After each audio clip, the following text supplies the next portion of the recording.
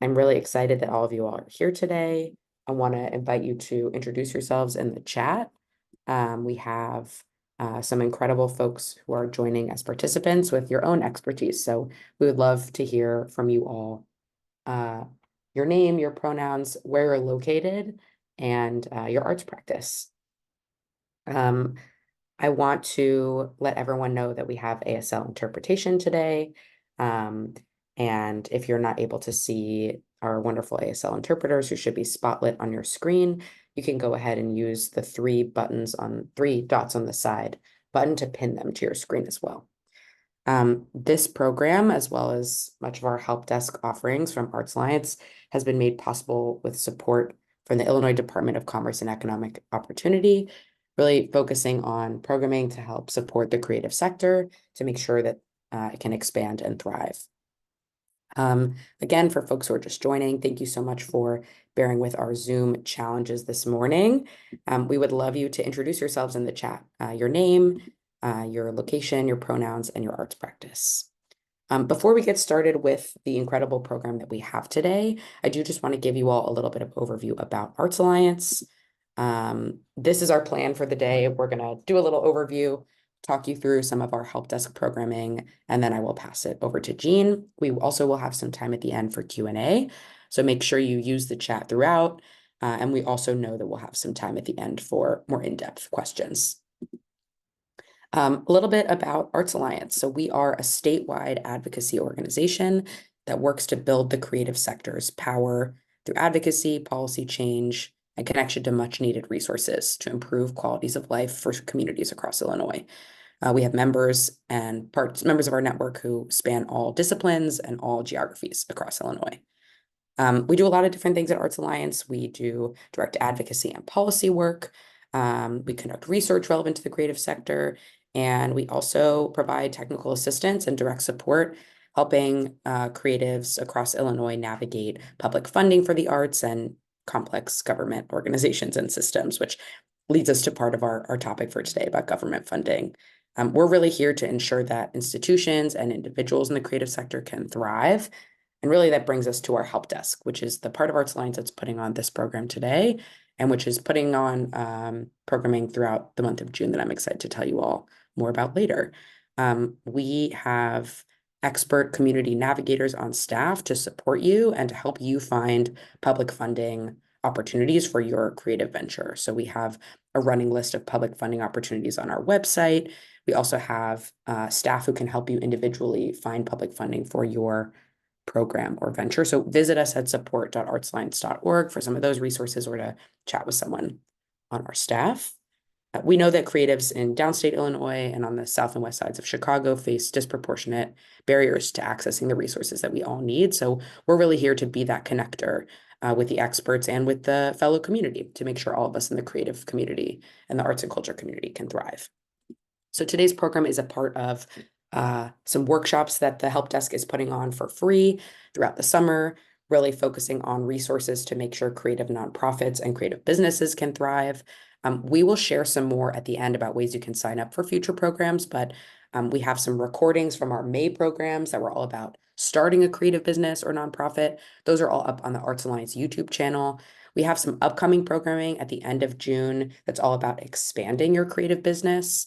And that sister series for expanding your creative nonprofit will be at the end of July. And we also have some exciting standalone workshops coming up. The 2.0 or 201 version of this training is 1 week from today. In 2 weeks, we're doing a program on microlending and accessing capital for creative. So stay tuned for some more announcements about upcoming workshops, and make sure you sign up for the Arts Alliance newsletter and follow us on social media. That's how we announce all of that good stuff. So I am going to get us to the part of today why most of you all are here. I'm going to pass it off to Jean to introduce himself and take us through Government Funding 101. Great. Thanks, Jess. Let me start to share my screen. We'll get through this bit. All right. So thanks to Jess, thanks to Arts Alliance. We are talking about government funding for nonprofits, and I know that some of you who are participating may actually be individual artists. I will try to tailor where appropriate, some of these comments for you where you don't have an organization document. So what we are going to do, so my name is Gene Lee. I'm a senior manager at BDO. I'm based in Boston, and I've been here for about a year and a half. And most of my work here at BDO really focuses on helping organizations manage their grants, restricted grants, mostly federal grants, as well as a lot of compliance work related to those federal grants.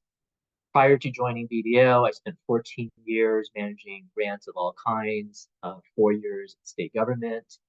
In the last 10 years, at a very large nonprofit here based in Boston that was basically a media production company. It was a local public radio, public television station here based in Boston. And it managed a team of people who were grant administrators, grant finance analysts, grant managers around all types of restricted funding that we received. So I'm really eager to do this session for you all, sort of do a basic primer on government funding for nonprofits. Really eager to hear your questions and to answer any questions that you might have. The 101 training here today is the basic overview, and then the 201 training that we have next week is really going to be diving a little deeper into more of the compliance and policy things that you'll need if you are experienced with federal grants. So what we're going to do today is I'm going to give you an overview of like government grants. We're going to talk a little bit about the proposal process so that you have some familiarity and some comfort level with that. We'll talk about some key compliance requirements, and especially important for you to consider as you start to pursue these types of funds, because sometimes it can be a real resource drain and strain to organizations and individuals. And then there's some wrap up in resources towards the end. So let's get a sense of who is in the room right now. So let me launch a couple polls. And if you don't mind taking some time, a couple of seconds, just tell me, what is your experience level with managing federal grants? 0 to 3, 3 to 7 years, 7+ years. And then the second question is, what's your experience with government funding in the sense of whether or not you have experience with government funding or are still considering doing it, never received it, here just to sort of listen and find out whether or not the government grants are really something that you should pursue or want to pursue. Give everybody a second or two until the responses kind of stop.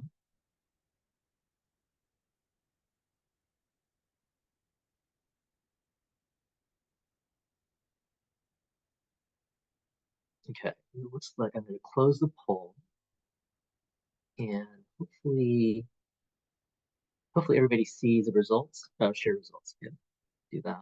Okay. So experience level 0 to 3 years. 76%. So 3/4 of the people in the room. And your experience with government funding. Never received a grant, 32%, and we received some grants in the past or currently a recipient. Great. So again, I welcome all your questions and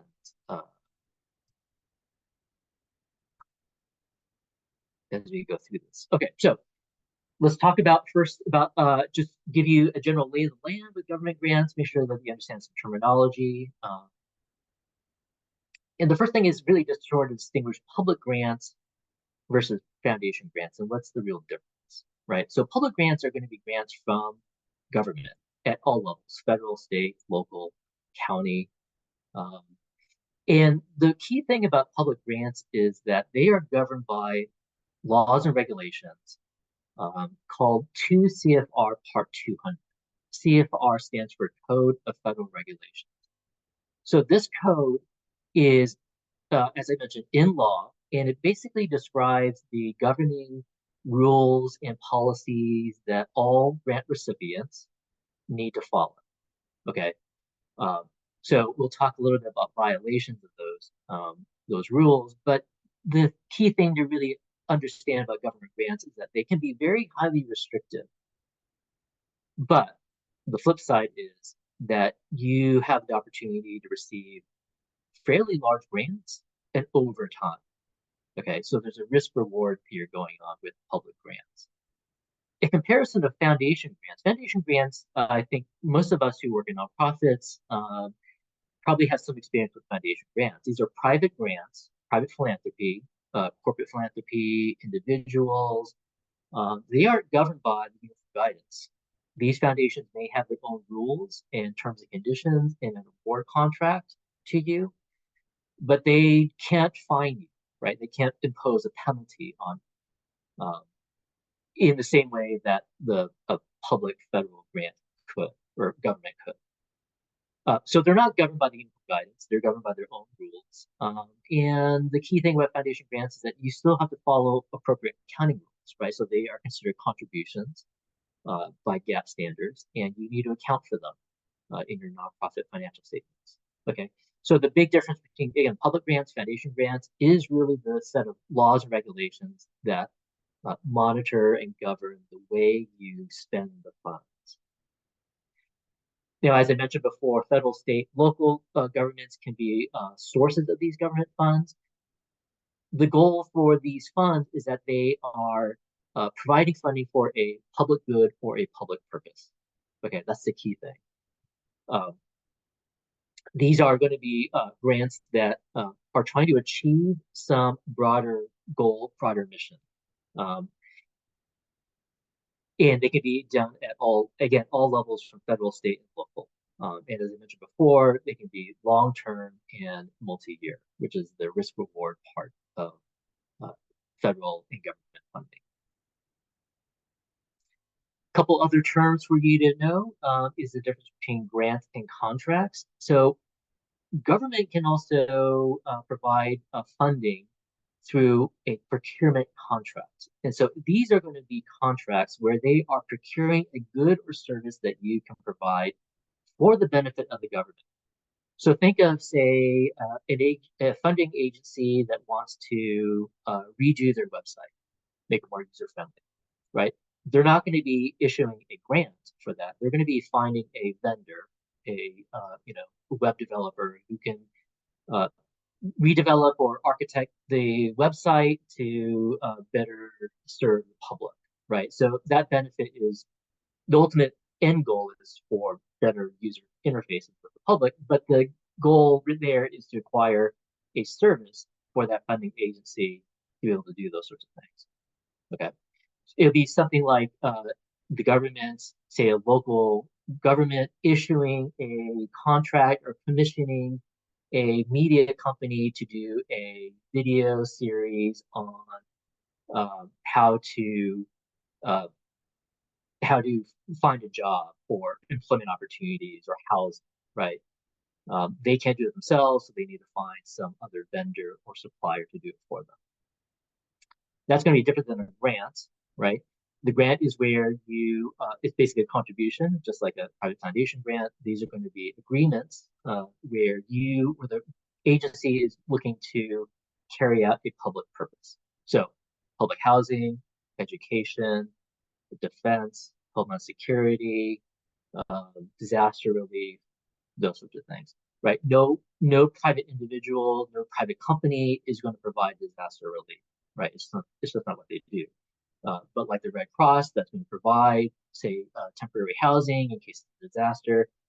FEMA could be issuing grants for shelters, cots, or water in case of natural or man-made disasters, right? It's going to be a grant. A cooperative agreement is a form of a grant, sort of a form of contribution, but these are going to be cases where the government is very heavily involved in how that grant is executed, right? So what are the activities, what are the outcomes? The funding agencies are going to be very heavily involved in those sorts of things. They're going to be kind of rare for us in the nonprofit world. Most of us are going to receive a straight out grant. But if you do have a service that can be provided to the government, there are some cases where you could also win a procurement contract. Okay. So again, some key differences between a grant and contract. Grants, they're there to achieve a public purpose. It's really more of a partnership between the government and you as a recipient.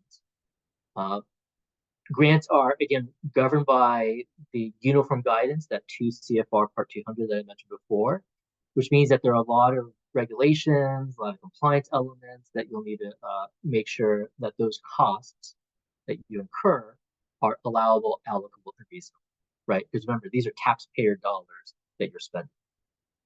For those of you who are financially focused, these are considered contributions from an accounting standpoint. And that's in comparison to contracts, which are in exchange, right? They are earned income in some ways. With contracts, right, the benefit really is going to be the government agency that issues it. It's more of a buyer-seller relationship, right? So they know exactly what it is that they want from a specification standpoint, either for the good or the service. They're going to write a request for proposals or bids in order to meet that. So contracts have a more rigid kind of scope of work, right? They really just want this particular thing. Something built, something provided, as opposed to a grant where the purpose may be known, but the ways to get there can be pretty flexible. Oops, let me try to advance it. Okay, so a couple other things to remember or to know is the type of award. So this is kind of important. So there's going to be either a fixed award or a cost reimbursable award. And so as names imply, fixed awards are going to be where the award amount is predetermined, right? They're going to say, I want a website built for $25,000. You know, if you overspend or underspend, that's going to be on you. You don't get any more money if you overspend. If you underspend, you still get the $25,000, right? So fixed awards are, again, not so common in our world of nonprofits because most of us will receive what we call a cost reimbursable award. These are going to be basically up to amounts. I will reimburse you, government agency, will reimburse you up to $25,000, but you need to tell us how much you actually spent. And if you only spent $24,000, I'm only going to give you and reimburse you for $24,000. Okay. So again, a couple terms: grant versus contract, fixed award versus cost reimbursable award. And I should also mention too that a lot of times award and grant are used interchangeably. Kind of frustrating, but I will also sometimes either make that mistake or just use those words interchangeably. But when I say award, just think of a grant in this particular case. Okay. A couple other terms is how does the grant get to you? Okay, so you can either be a direct recipient, in which case you are the direct beneficiary of a grant from a federal or state agency, or you could be a subrecipient or a subcontractor, where the funds first flow to another entity, and then that entity then subgrants or regrants a portion of that amount to you as the end user. Okay. The reason why these are important to know is that in a subrecipient or a subcontractor relationship, the pass-through entity, right, which is the first organization that receives the grant directly from the feds, they can impose additional compliance requirements onto you as part of the pass-through funding. Okay, so basically there could be layers of additional requirements that you'll need to meet. Okay, in many cases when we're starting off, you will probably be a subrecipient, right? But which is not to say that you can't be a direct recipient your first time around. But these are other key terms that you'll need to remember: is a direct recipient or a subrecipient. All right, so let's go through the proposal process and sort of make sure everybody sort of understands what you're supposed to do when you want to pursue a government grant. So I'm going to launch a poll. Another poll, this will be the last one here. Make sure I can do this. And if you could just sort of, again, take a couple seconds, let me know what is your primary function in your organization if you are part of an organization. again, I realize that some of you may be individual artists and creatives that don't have the institution behind.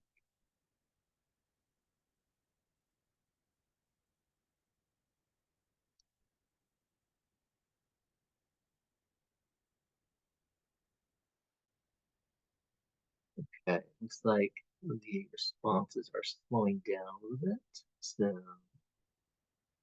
maybe I'll give everybody a couple seconds. Last few respondents.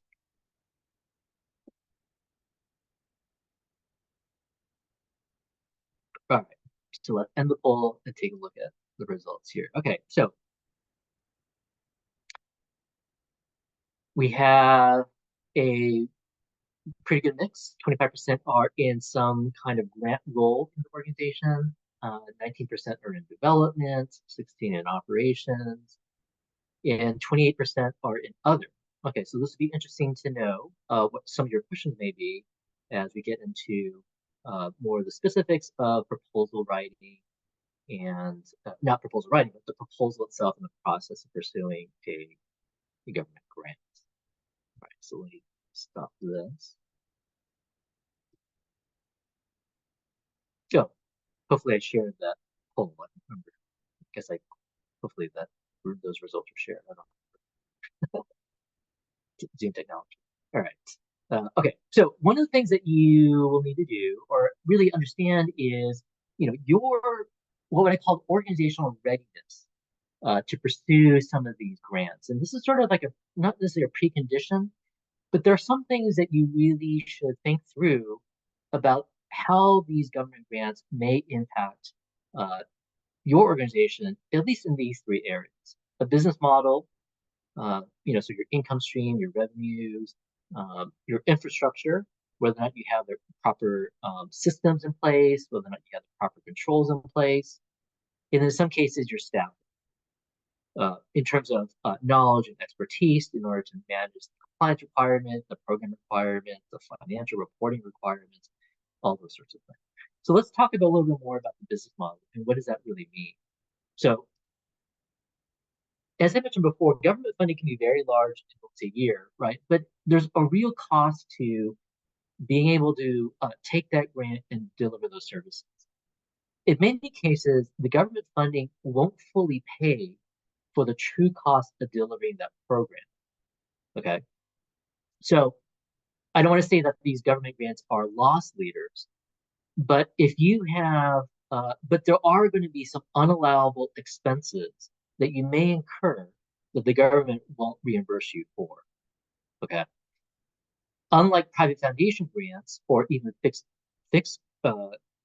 price awards, where again, if you underspend, you can still earn the total value of the award. A lot of cases with cost reimbursable grants, you can't generate surpluses from government grants. So if your revenue model is really reliant on unrestricted funding or very sort of less restrictive funding, where you are then able to move revenue and budget amounts around to cover other expenses on your organizational budget, that may not necessarily be the case with government grants. Okay. We will get into this a little bit in this one-on-one session, but also definitely in the 201 session, that there are a lot of regulatory requirements with government funding. So again, you really have to think about the risk reward with government funds. From an infrastructure perspective, you have to think about how you will be able to manage the tracking of expenses, your planning, your budgeting, reporting, billing. Compliance elements can be pretty heavy depending on the size of the grant you receive. Billing is really key too, because there will often be, at least in my experience with a lot of clients that I work with, you will very frequently experience delays in submitting a reimbursement request and receiving that cash back from either the state or the local municipality or even from the feds. Okay. So part of your business model and your infrastructure really needs to take into account how that cash flow may impact your organization, right? Again, depending on the size of your grant, it may require you to establish very strong internal controls So policies and procedures.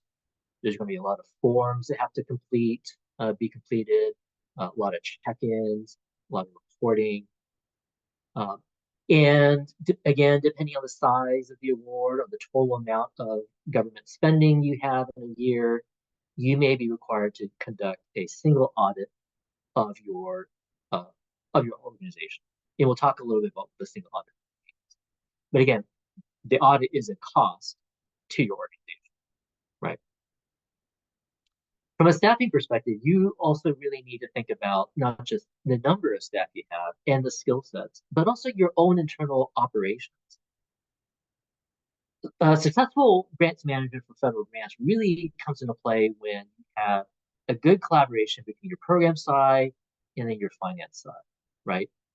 Program side spends, finance staff just records. They don't just record, but they record the actual expenses. So there's an obvious natural need for good communication and collaboration, program side and finance side, right? Which means in some cases, you may need to add staff or add that skill set to your organization to be able to do this. There's a lot of monitoring required. So frequent reports from a financial perspective, usually annual reports from a narrative and a performance perspective. Sometimes there are data metrics that you need to capture and submit. In the whole organization, you receive a federal grant, and if you are subject to a single audit, you may need to change some of the culture within the organization so that you have what I call a compliance mindset all throughout levels of the organization, from the board down to frontline staff. One of the things that I frequently encounter with a lot of clients is sometimes that government grant, whether it be a state grant or federal grant, requires you to capture time in a way that you may not have had to in the past, right? And that's a culture shift where before people just logged in their time as 8 hours working on, anything and everything for the organization. Now you may actually need to say, of that 8 hour day, I spent 2 hours on project A, 2 hours on project B, 4 hours on project C, right? So you may need to sort of, that's one example of sort of changing the organization's culture a little bit in order to be able to meet compliance requirements of that particular grant. But these aren't the only sort of considerations you need to think about from an organization standpoint, but these are the three big ones that I see. Business model, again, your sort of income and expense side, your infrastructure, and your staffing. Again, not just from the numbers, but also the skill set that you may need actually for these grants. Okay, so let's talk about how all that sort of fits into the grants management life cycle. Typically, we divide it into three areas: a pre-award side, where you're really sort of prospecting, you're looking for those opportunities, you're developing your internal capacity and staff to be able to submit a robust and complete proposal. That's the first phase. The second phase would be the award phase, when you actually get the award. You have to read through those contract terms and conditions and make sure you can be set up sometimes from an accounting standpoint, but also from a compliance standpoint to meet those requirements. And the post-award phase is pretty long, right? That's when you actually are doing the stuff. You're incurring expenses, you're performing the work, you're doing good stuff, good things, and there's a lot of project management involved. And this is where the reporting, the monitoring really come into play. Okay, so we'll talk about a couple of these phases in more detail here, starting with, again, as I mentioned before, how do all of these different functions within the organization really interact with each other?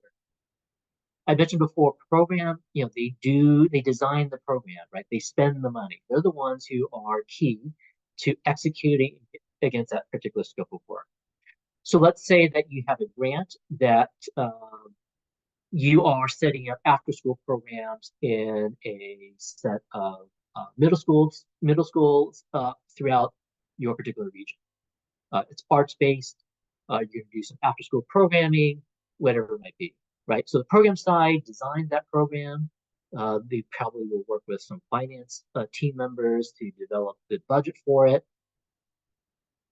But they're going to be the ones in charge of the actual delivery of that activity, that scope of work. They're going to start spending money. they have some responsibility from the finance side, right? They know where these expenses should go. Program A, program B, or if it's only just one program, what were the types of expense items and where should they be coded against a budget, right? They usually will have to approve those expenses in some way. So there's a compliance requirements required from the program side. For those of you who are lucky to have a dedicated or a person who is accountable for grants, that grant person, that grant manager is going to be stewarding the relationship usually between the organization and then the funder. They're going to be the primary point of contact.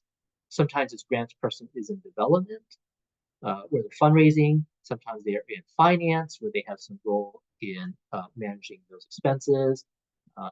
But they are the sort of central hub of a lot of activity around the grants from a program side, collecting information, making sure things are moving along. From the finance side, making sure those reports are done, that everything is being tied up from a compliance standpoint. Finance, right? Typical bookkeepers, accountants, their primary role is to record and allocate those costs.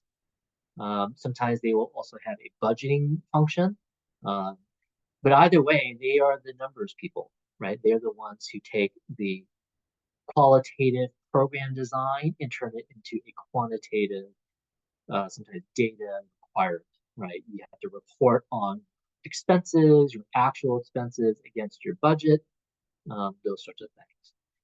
They are there to make sure that your expenses are reported accurately and to give confidence to reviewers, agencies, that you are financially stewarding those tax dollars appropriately.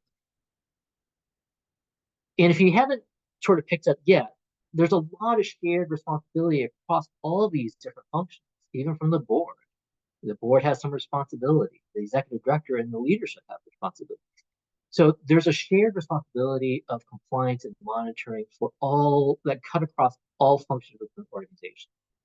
So as you start to pursue federal grants, or as you start thinking through how are you currently doing federal grants, you really should think through, and identify who's accountable for what part of the overall management of the grant from the beginning to the end, from the proposal stage to the closeout of the grant. Right. So let's dive a little deeper now into the pre-award phase and talk about what to expect if you are looking at an opportunity. So in the federal sort of vocabulary, these are called Notice of Funding Opportunities, NOFOs.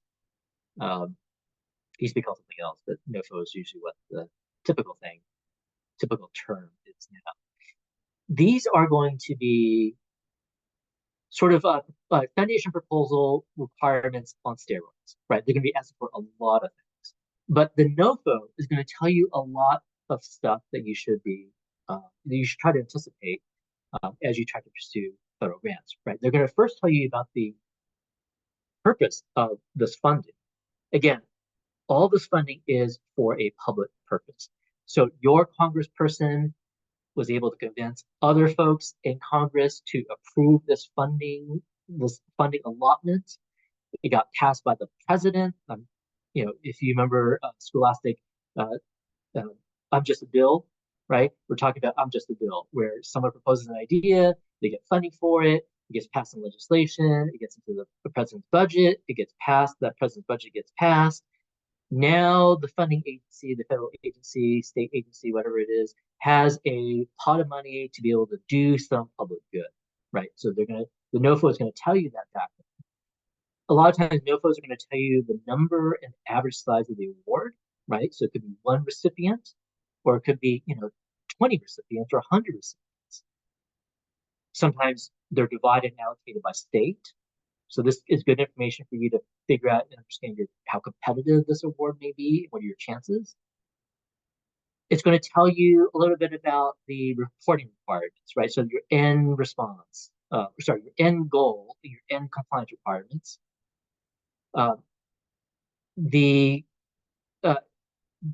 Some of these NOFOs are also, the goal is to be transparent about the review process.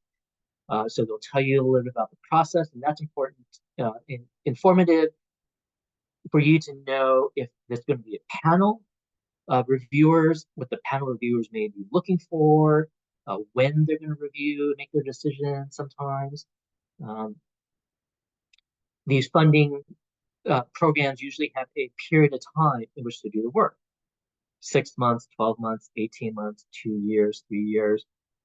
It could vary, but that starting point of when you can start and the ending point of when all expenses need to be completed and all activities need to be completed and all expenses incurred, that's important for your overall organizational planning, right? If the funding is not going to be made or available until your next fiscal year, you need to plan for that possibility of either adding staff, for example, changing staff allocations on able to do the work, those sorts of things, right? So I won't go through all the other boxes in detail, but again, you're going to find typical things from a private foundation proposal, right? You're going to propose the idea, you're going to submit a budget, you might have some outcome needs that you'll need to include, some evaluation or data requirements. And there's going to be a lot of other things like conflict of interest forms, how you assess unallowable costs, um, anti-lobbying certifications, those sorts of things. All that is going to be in the NOFO, and it's going to tell you exactly how to prepare your response. So as an example, I pulled recently a recent open NOFO. So this is something that eligible organizations can apply for. This is a NOFO from the NEA, National Endowment for the Arts. Okay, and I think the link here, I think these presentations are going to be sent around afterward, but this link here is live, so you can click on that and go directly to the page. So this is a table of contents from the NOFO, and it's usually around 30 plus pages. But you'll read here some of the detailed information from the table of contents sort of mirrors what I said before around what the NOFO will tell you that you can help prepare your organization for, right? Now, your response, part of your response that you need to, again, sort of prepare yourself for is eligibility and background. So they want to know, what is your history? How do we funding agency know that you are an eligible organization who has experience doing this type of work? So your organization or your individual experience fulfilling the particular need of that funding. Obviously, you're going to submit a set of proposed activities and work plans. You will usually have to also identify your staffing qualifications. So if you have been artists for 15 years and you've taught and you taught at maybe say university level, for example, or have exhibited your work in institutions, those sorts of things, right? So you're going to include your resume, your CV, whatever you want to call it, and also some of your other key staff, key personnel. You also include, obviously, a budget template and a narrative. How are you going to spend the money? And if you're working with partners, they are going to want to see that your partners are also on board. I should point out too, for creative group like you all here, that the NEA is not the only funding agency that can provide you with potential government federal money. The last organization I worked at was a public media company. We produced TV shows, some of them that you may know, Antiques Roadshow, Masterpiece, Nova, Frontline, American Experience. Those were the shows I worked at. We received a lot of kids shows. We received a lot of money from the National Science Foundation, which you would think, why and how does the media company receive money from the National Science Foundation? Well, part of our goals for the, say, kids show that we produced, Pinkalicious was one, Arthur was one, Curious George is another one. Anyways, the goals for some of these shows was to either increase literacy, increase math or computational skills. So sometimes, in many cases, National Science Foundation issued potential funding opportunities for uh, sort of out of school kinds of educational opportunities that were STEM related, right? We had some funding from the Department of Education. So my point here is that sometimes you need to sort of think creatively about how your organization meets particular public goals of, again, increasing engagement with kids, STEM education if you work in schools or with school-age children, youth development, those sorts of things. So the NEA will probably issue peer arts-based funding opportunities. The NEH, if you're an institution like a museum or an orchestra, you may have an opportunity for a NEH grant that deals with the humanities related to some of your exhibits. Okay. All right, so we talked about the narrative part. From a budget standpoint, this is also really, really key. So really tap into financial experts within your organization, tap into, on your board, other folks who can really help you develop a good, strong budget and a budget justification, okay? You need to go in there developing a budget that really identifies personnel expenses, equipment if you're going to buy things, travel, material supplies. You need to include a narrative or a justification of how each of these things supports the proposed objectives, right? So if you're traveling, why do you need to travel? Well, we need to travel because one, we need to go out and have direct experiences with kids in the classroom. That's going to be local travel. Or if you're doing something regionally, we need to go out to upstate, downstate. That's going to take an airplane, or out of state. It's going to require actual travel out there to collect data, to execute the program, those sorts of things, right? You also need to identify how those costs are calculated. So think of, let's take travel, for example. It's a stronger budget will have details around, estimated cost for airfare, for example, estimated cost depending on where you travel, right? East Coast to West Coast may be more expensive ticket than East Coast to Chicago. So you need to think through all those sort of price and unit costs for some of these things.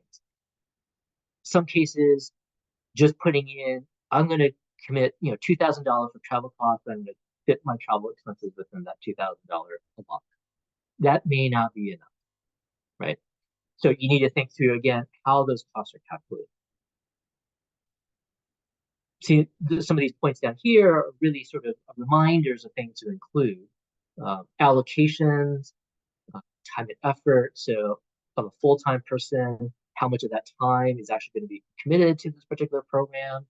100% time, 20% time of this person over the course of the program. Fringe benefits are an allowable cost. So if you provide fringe benefits, insurance to your staff, those are reimbursable from the feds. Indirect recovery as well is something that sometimes is not included, that I really encourage a lot of organizations to try to include to help cover those administrative overhead costs. Okay, so budget and budget justification is a real important part of your proposal component. So you submit the proposal, you often will have to wait months and months and months until you actually receive notification. And let's say that you actually do get a notice. So what are you going to get? You're going to get terms of service, performance reporting requirements in that package, payment terms, and other terms and conditions as part of that award. A lot of cases, these are going to be fairly thick documents, about 30 some pages sometimes. It's important to read all those pages. Don't assume that this is free and flexible money. It's sometimes and very frequently not. And what what organizations sometimes don't remember later on is that they have to report on how they spent the money. So this is the case where you can receive the award, which will help set up those systems, those processes within your organization to be able to properly manage that grant. So here are some other tips on how to assess those award terms when you get an award. Because of the time span between when you submit the proposal and when you may get the award, a couple things you need to check is sort of like, is your original budget still valid, right? You may have thought that, this particular staff person will still be around. Maybe the person left. Now you have to figure out how to hire. Or you anticipated that you will hire and increase your staff because of the award, right? You don't have that current expertise on staff. You need to find that expertise outside. Are your partners still involved? I had an experience where we submitted a proposal to a federal agency that required us to partner with a school district. And over time, that school district, when we got the award, said that they unfortunately could not participate in the program anymore, which made everybody on the program side go into a mad scramble to try to find another school district with the right kinds of criteria in order to be able to slot into the program now, right? Okay. So that's when you have the award, some of the key things to look for. Let me pause here for a bit to see if there are any questions up to this point. There's a few more things we need to sort of go over, and we're running a little short on time, but I do want to sort of see if there's any questions. Try to monitor the chat here. Anyway, or if anybody wants to, I don't know if they can come off mute or anything like that. Otherwise, we will try to leave as much time as we can at the end if you have some questions.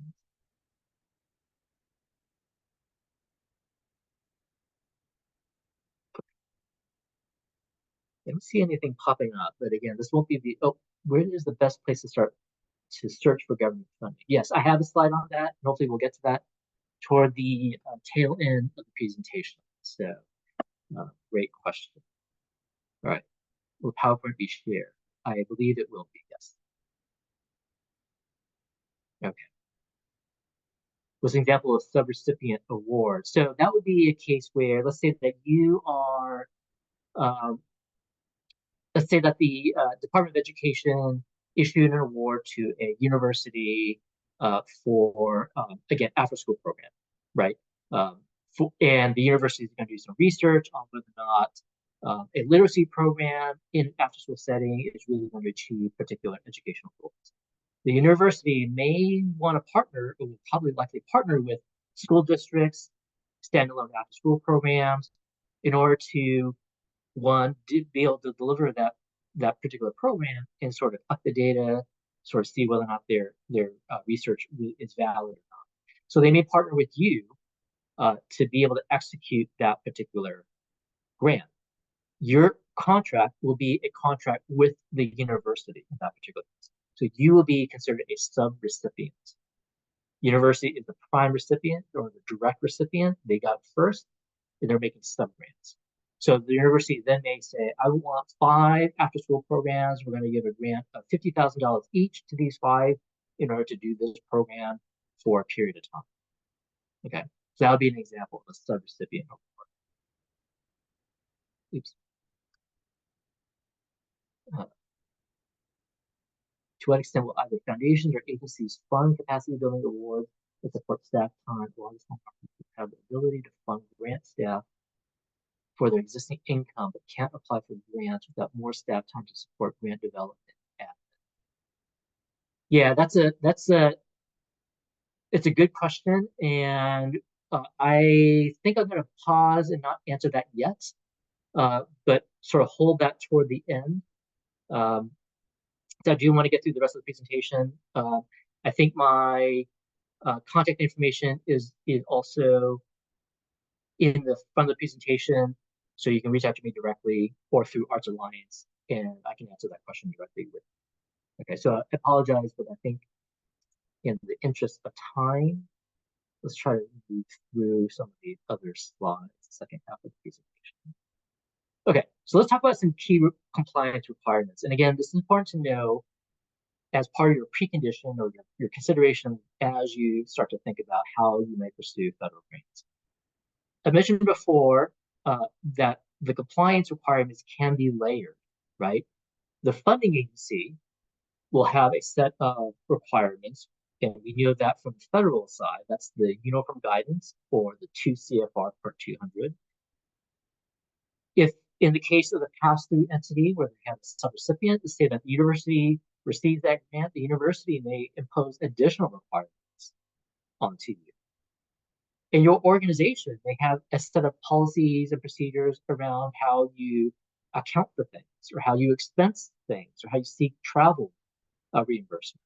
So your organization policies are also going to be layered on top of how you spend and how you track and monitor your spending, right? So as you receive these restricted grants, think through all these particular layers. We call this the regulatory order of precedence. And this is just a sort of visual to sort of give you a sense of the different layers through here. At the bottom, the Uniform Guidance sort of governs all federal spending.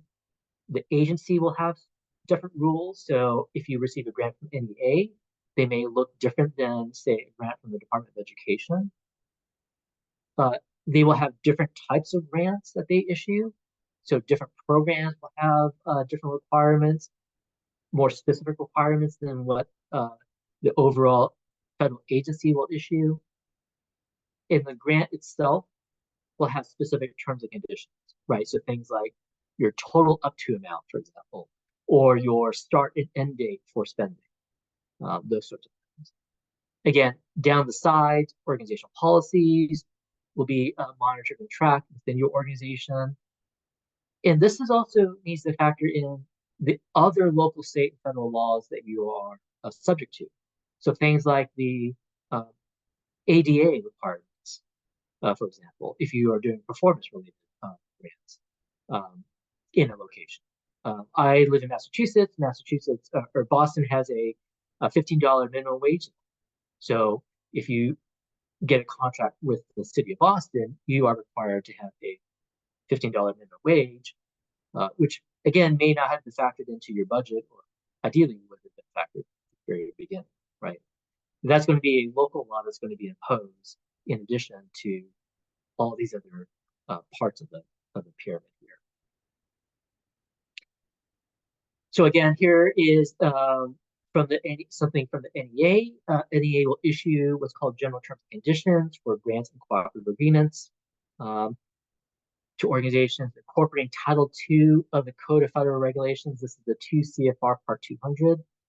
Every agency, well, I don't want to say every, but most agencies will issue some kind of document that will include these general terms and conditions.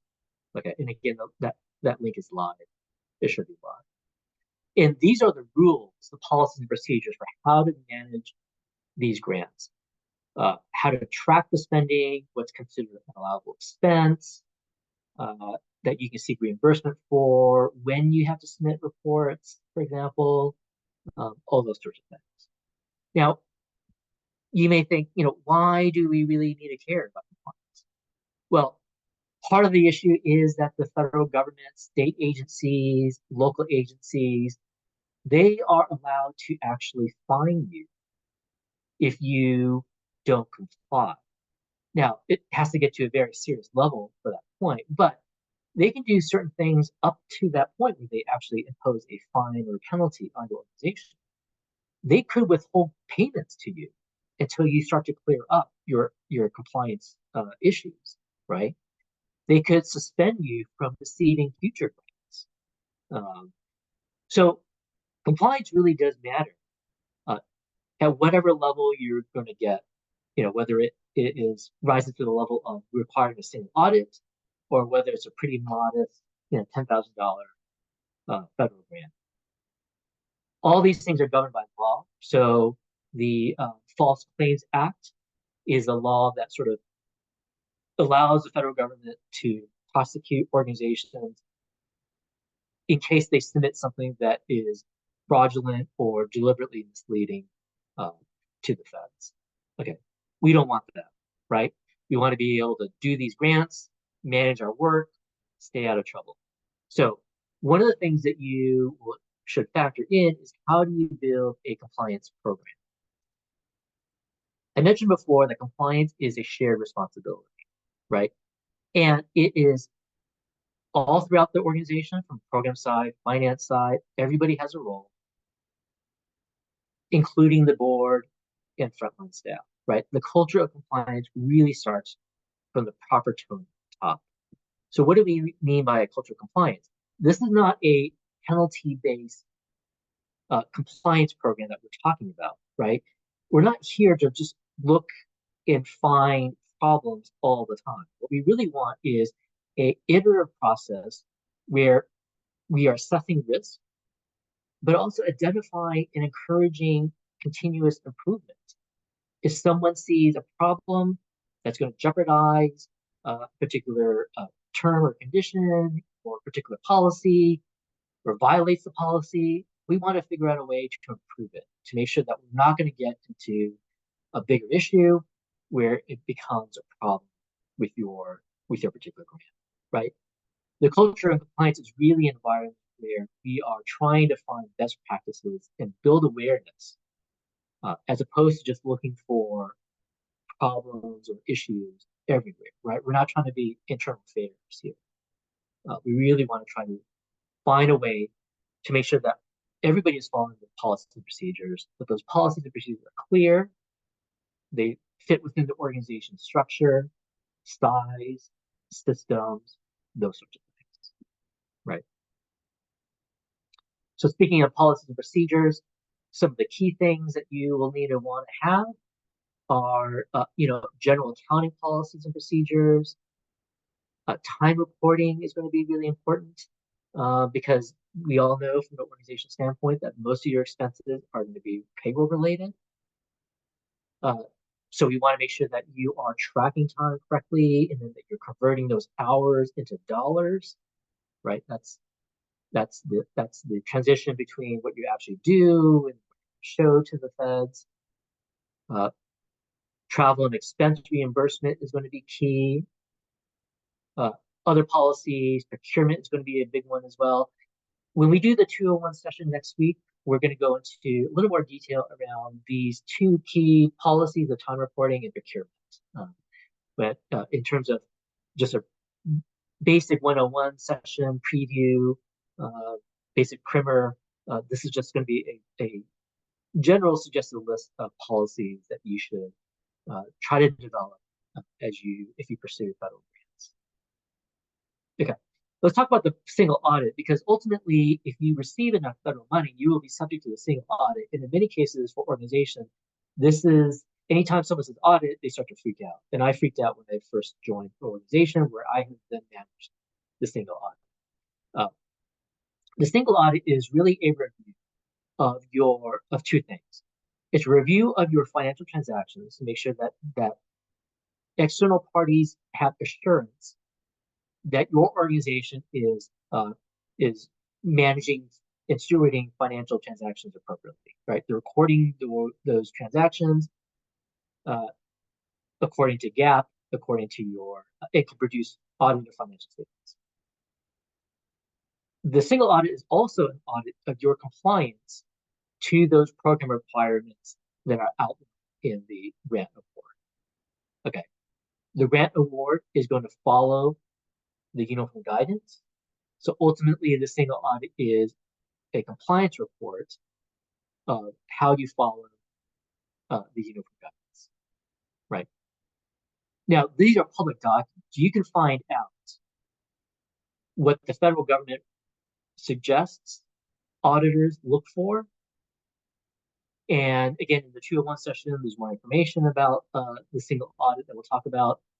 But knowing what the test is, you can start to work backwards and build processes and procedures and systems to be able to meet that testing requirement, to meet the audit terms, right? You already know what the test is going to be looking for, basically. Okay, Now, Illinois, for those of you who are based in Illinois, you should be aware that Illinois has separate audit requirements, separate and additional audit requirements for organizations, uh, which are outlined here, right? So the key thing here is that charitable organizations with annual contributions over 500,000 must file an audited financial statement prepared by an independent CPA. So hopefully many of you who are over that threshold do this on a regular basis. If you don't, just please be attention for the Illinois state requirements that, again, are additional to whatever the federal requirements would be. Okay.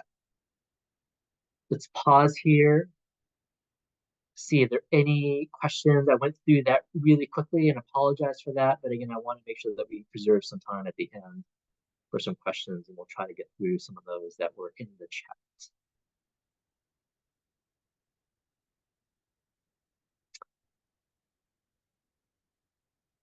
So follow-up question to the earlier question around subrecipient, and I use that example of the university, if the university re-granting to you.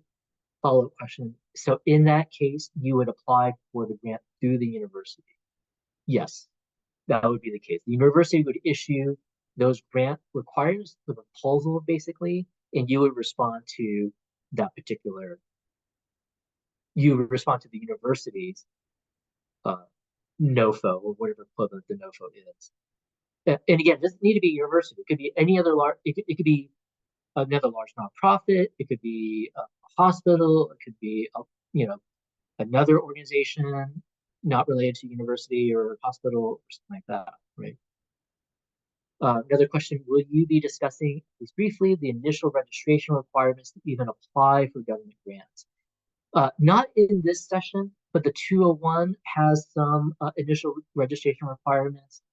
Again, if you're going down this road and want to email me or directly contact me, I'm more than happy to do that. One thing I've done for other clients is I've compiled basically FAQs, so all the questions that I didn't get to, I'll compile it into a document, respond to them, and then I'll pass it on to the Arts Alliance, and they can, I think, hopefully distribute that those questions with my responses to everybody who's on here, so we can all sort of share in the benefit of learning. Thanks, Gina. And I dropped the registration link for that 201 training, which is 1 week from today, into the chat. So folks should definitely check that out. I do see another question that I think probably a lot of folks on this call have. We see this really often, especially with small arts organizations. So someone is asking about to what extent government funding will support capacity building. Just really thinking about this conundrum that many arts organizations, especially in that small sort of early stage, find themselves in, where there's not very much ability to have development staff or, grant writing staff from the existing income, but, it's hard to apply for staff. And as you're talking about, sort of comply with government grant requirements without more staff time to actually support the admin. So kind of caught in this catch-22 chicken and egg situation. So yeah, can you talk about sort of the capacity building side of public funding? Yeah, it is a good question. So capacity building is a pretty vague term. So part of the challenge is we're really going to be thinking through what capacity and where do you need to start to, build or increase resources within your organization. So government grants are what I consider to be highly restrictive. So unlike corporate grants, corporate foundation grants, or private foundation grants, where they may sort of say to you as an organization, I will give you $50,000 to spend to build your capacity, and that may be adding staff expertise in fundraising, adding staff expertise in financing, or doing a board development training, how to, board governance training, how to, how can boards strengthen their responsibilities and roles. Government grants typically aren't going to be that broad, right? So a capacity building funds can be sort of generated in a couple of different ways, and there are nuances to this, right? So one way is you can add staff typically through that grant in order for you to expand your programming or to add your program, right? So if you want to do after school program, you want to expand from 1 site to 3 sites, you need obviously more staff to do that. That staffing increase can be built into your grant proposal, right? So that's one way of adding capacity. You could then add a director to oversee that, maybe site managers and their frontline staff. So in some ways, that's a capacity building opportunity there. It's already embedded in that kind of scope of what you're trying to do. Now, again, remember that that's not long term, right? So government's going to be there for that period of time as long as you fulfill that work. Once that grant ends, there could be an opportunity to renew that grant. But in case that doesn't, and that federal grant ends, you will have that choice of either carrying those additional staffing costs and continuing them on, or finding other funding sources to maintain that staff. So again, this is the risk and reward kind of part, but it could set you up to be seen as a bigger provider to certain communities, a bigger opportunity for larger foundation grants, for example, those sorts of things. So one way, that's just an example, one way is embedded in the program or the scope of work that you're going to propose already itself. Now, for those non-programmatic expenses, say you want to expand your finance staff, your finance functions, those sorts of things, the federal government allows you to recover what we call indirect costs, right? So these are going to be costs that are not directly attributed to the program. So functions like HR, accounting, legal, IT, not so much fundraising, but executive leadership, those are all going to be what we call indirect expenses.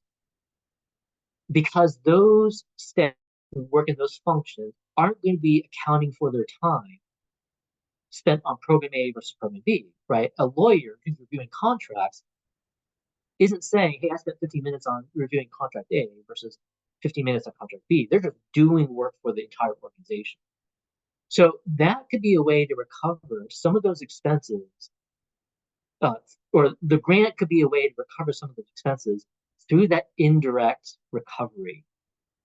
The federal government allows you currently to recover 10% of your program budget through that indirect recovery line, the indirect rate. After October 2024, that will likely jump to 15%. Actually, it will jump to 15%. This is a change in some of the laws, but it won't happen until after October 2024, where you're going to get another 5% of indirect recovery.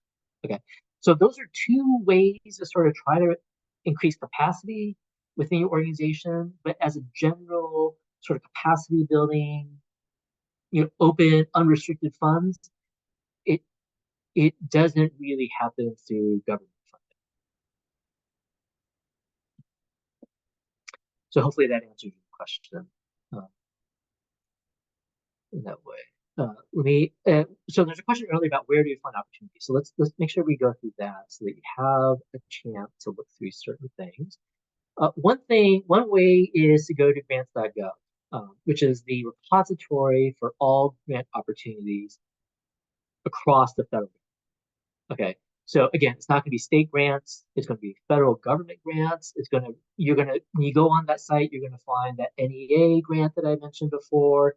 You're going to find grants that are available from the NEH, NEA, National Science Foundation, Department of Transportation, Department of Homeland Security. So it's going to be everything out there.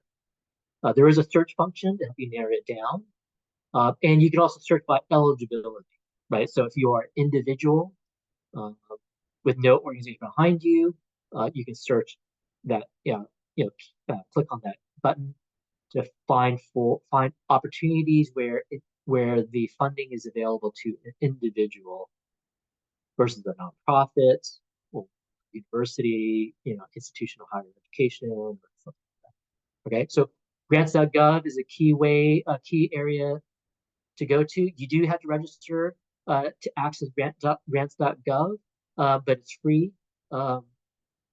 It's free to every member. So if you do get a solicitation saying, hey, we can do this for you for, a fee, ignore that. That's spam. Grants.gov, it should be free for everybody. And this will usually be the way for you to submit the proposal back to the funding agency. Okay, so it's not just the repository, but also the vehicle to submit.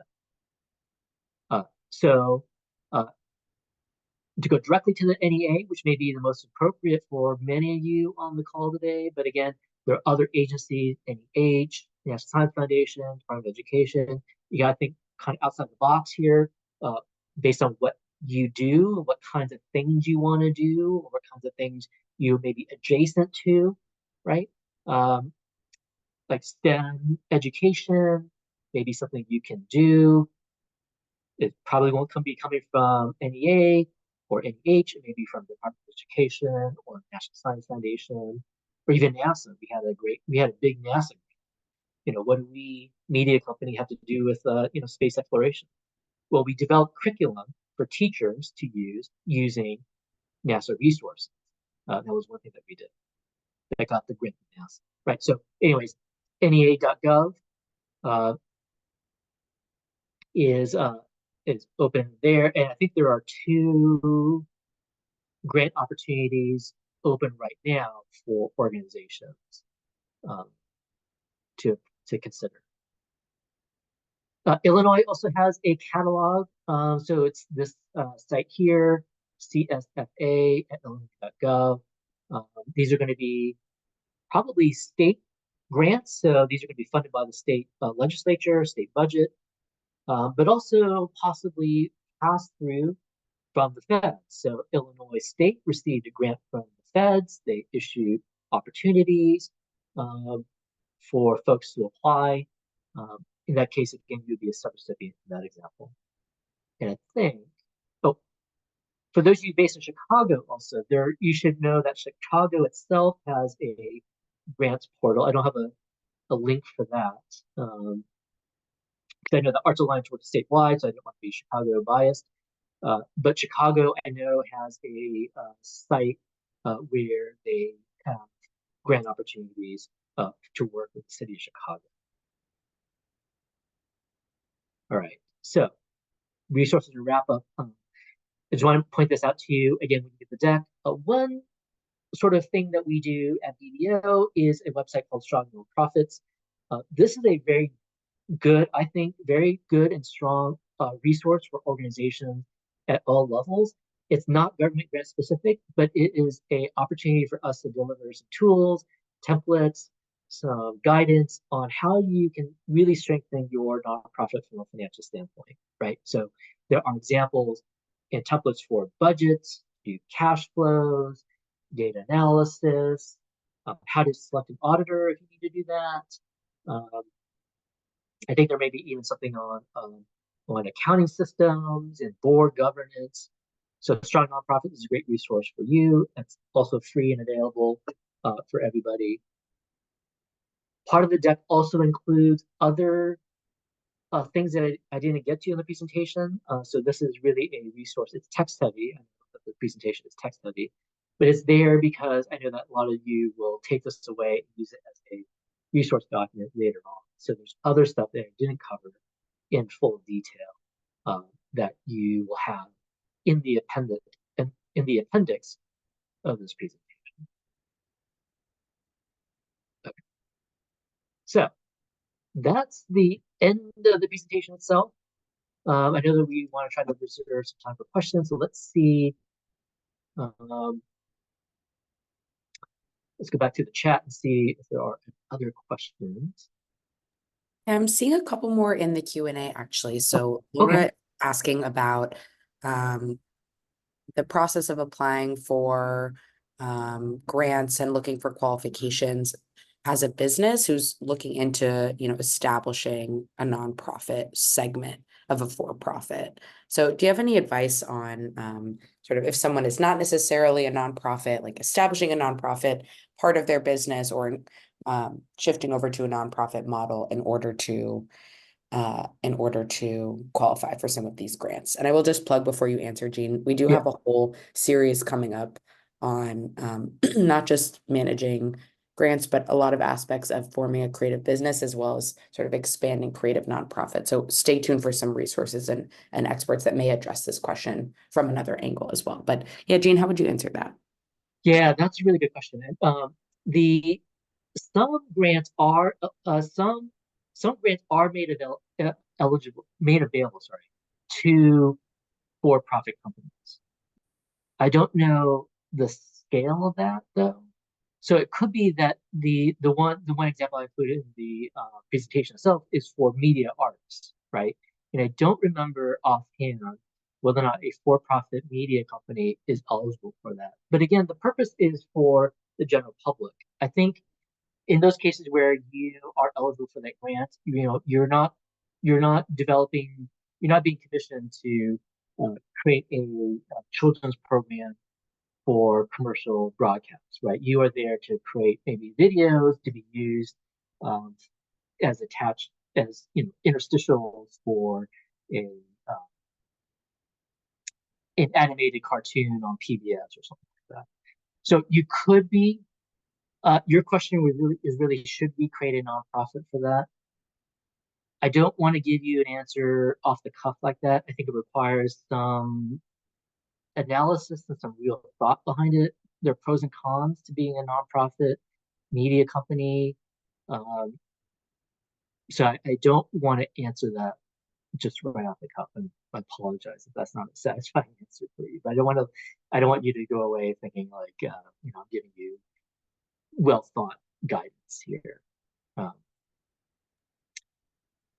there's another question here. Similar to your pyramid chart, is it common for state agencies that have different or stricter project programming requirements for their sub-applicants than the federal grant program originally states? Should we weigh the intention and guidance of the federal agency program as more important than the state agency or the other way around? That is a really good question. You really should weigh the requirements that you're directly responding to. So the way that it works when you are the way that it works when you're responding is that the state agency, if they received a federal grant, the state agency could impose additional restrictions or additional terms on that grant, right? So the federal government is big and broad. State say that you need to submit quarterly reports for your financial reporting. Let's say that the feds say that, right? Quarterly reports. The state agency could say you want monthly reports. That's more restrictive. The more restrictive terms and requirements basically trump the less restrictive. So if you see that in the state guidance, that's what you're going to respond to. So to respond to your question, I think the best thing to do is respond to the one you're directly responding to. If it's from the state or the city or university, because ultimately they meaning the state in this case or the city university, they will respond back to the feds that everything they're spending on, which includes your payments, your reimbursement from them, is managed appropriately. Hopefully, I explained that without confusing everybody. Hopefully, the sign language interpreter got that as well. I apologize for that mangled explanation.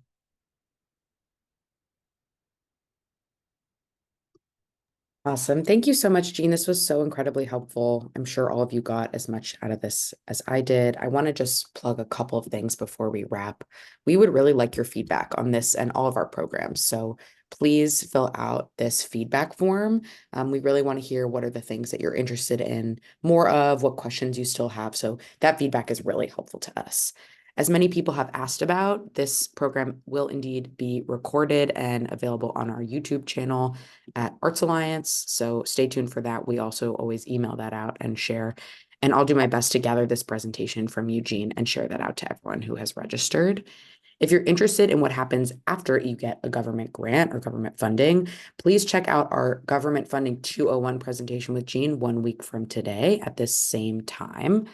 I also want to make sure everyone is aware that our Arts Alliance Help Desk creates and curates a list of public funding opportunities for the creative sector in Illinois. Some of those are state grants, some of those are federal grants, some of those are city-based, and we update that list every month. So be sure to check out our website for more lists of public funding opportunities coming up, and you can go ahead and submit a ticket at our help desk at support.artsalliance.org to actually chat with someone directly on our staff who can help you look through the public funding opportunities and figure out which one is right for your creative nonprofit or business. That is what the help desk is here for, and we are thrilled to get folks coming in asking about questions about their projects and creative ventures and doing our best to connect you. We're so grateful for all of you joining us today. Stay tuned for more upcoming programs from the help desk, and we look forward to seeing you at the next one. Thank you to our interpreters, and thank you, Jean. Have a good day, everyone.